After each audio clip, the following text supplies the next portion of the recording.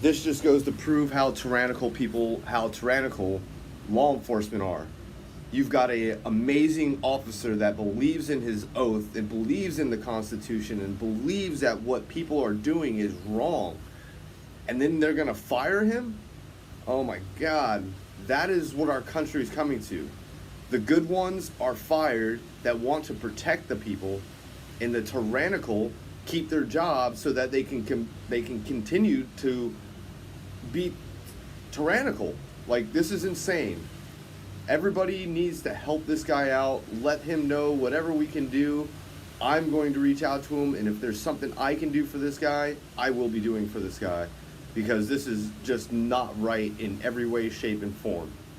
We need to call this police department and let them know how we really feel. Hey, what's up, guys? So I just kind of wanted to take a couple minutes, get everybody caught up to speed on what's going on in my life. I've been getting a lot of questions, and figured I'd just make a second video and answer some of the things that I've been receiving. I first wanted to say I'm humbled by the response that my video got. It's been viewed millions and millions of times. People all over the country have been calling me, texting me, sending me emails, comments, and the overwhelming majority of it has been positive. And so I think that's pretty cool, because my whole thought process on making that video was trying to bridge the gap between law enforcement and the public. And I've seen both sides with open arms willing to embrace that. And I think that's a step in the right direction. So that's pretty cool. One thing that I've seen come up over and over in the comments, and I've been in email sent to me, is, are you going to get in trouble? What happened to you? Or is there any discipline or any discipline taking place? And so I figured I'd take a chance and give you a little synopsis of the last 3 days of my life after posting that video. So I posted the video on Tuesday, was it May 5th?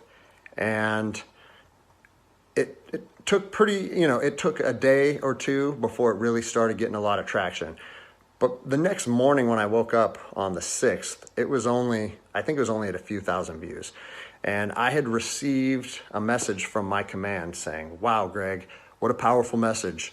We agree with that 100%, well done. And that was actually a relief for me, because I was like, great, I know that it's risky putting something out like that, but I felt like it was so grounded in integrity and liberty that no one would have an issue with it. So that was a relief.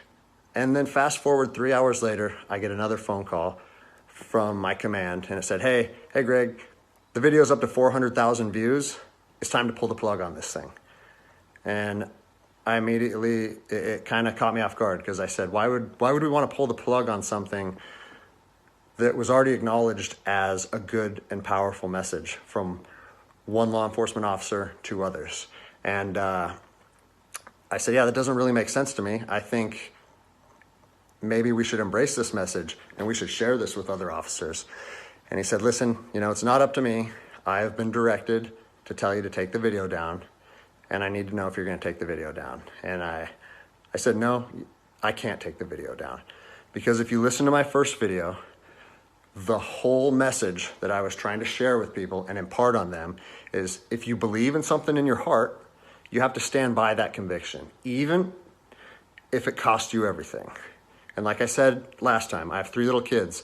I have this house. I have another house. I cannot afford to lose my job. But after putting that message out there and sharing that with America, and it was so well received, I can't then just say, even though that's what I believe, I'm going to take a step back.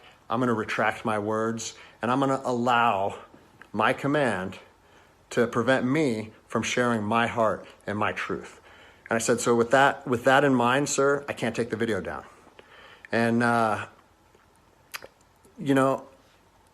didn't know where this was going to go. And I immediately started thinking about, what are they going to try and gig me on? What did I do wrong? What policy did I violate? And I got called back a couple hours later.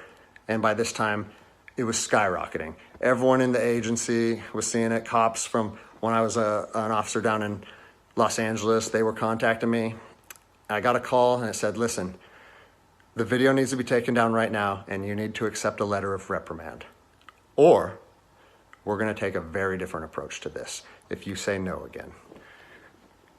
Well, I'd already put myself on that hill, and I had to be willing to die on that hill. They said they determined the video was a violation of policy, and that if I wouldn't take it down, that allegations would be made against me, and so on and so on. And so I told them, no, I'm not going to take it down. You do what you need to do. But the principle of it is rooted in truth, and it was a positive message that was received by millions and millions of people. If you want me to take it down, I have to respectfully refuse.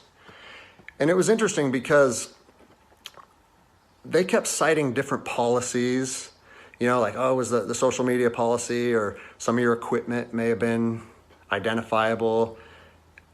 And that kind of seemed like a moot point to me. And it was strange because why was the message okay at 5 a.m. and then 3 hours later, there was a problem with it? And so I was later contacted by the chief of police. He's someone that I have great respect for. He's a good man to work for. And he's the one that shot me straight. And he said, Greg, if you openly defy your governor, you can't be a police officer in the state of Washington. And I told him, I said, you know what? I can respect that. And if I were in your office, I would shake your hand, respectfully disagree, and say, maybe I'm not meant to be a police officer in the state of Washington then. And here's my thoughts on that, okay? You have to do your research. You have to figure out what your true north is, what your truth is, and where you stand on issues. For me personally, I believe that the Constitution supersedes all other documents, all other laws.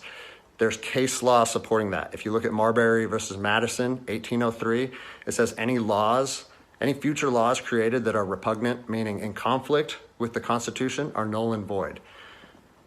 So when I look at how I feel comfortable enforcing the law, and I see people exercising constitutional rights, it doesn't matter if there's different executive orders, requests from mayors, requests from governors. To me, the Constitution supersedes that, and I'm going to stand with the people. Well, unfortunately, you know, higher up in all agencies, there's a political game being played, and now I am on a administrative leave status pending termination. I was told by both the agency and the union that I was asked to take it down, and I refused. So that's refusing a direct order. It's an insubordination charge, and it will result in me ultimately being let go from the agency. And I said, you know what? If that's what you guys have to do, if that video is so bad that you want to take my career from me, and you want to leave my, you know, like potentially take my ability away to provide for my family because of that video, do it. Because I'm going to stand by my convictions, just like I said in my last video. So yeah, it's weird, you know, how fast your life can change in a week. It's something that I never thought would happen. I never thought that I would make a video that would resonate with millions of people. But, you know, my head is held high. I'm not intimidated or upset by how this played out. Like I said in my last video, man, I fought in the streets of Ramadi during 04 and 05. I came to terms long ago that my convictions and my beliefs may cost me everything up into my life. And even though it's 15 years later and I'm a police officer in Seattle, Washington, that truth still remains for me.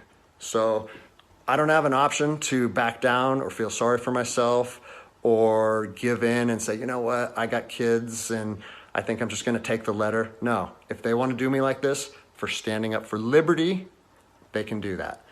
I'll leave you guys with this. You know, it's on to the new adventure for me. I've been doing different things my whole life, and I'm actually excited, to tell you the truth.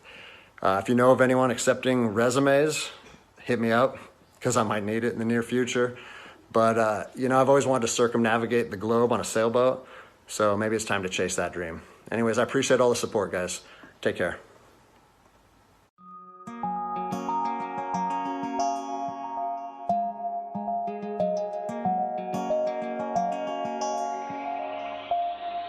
Like a diamond in the sky, you know.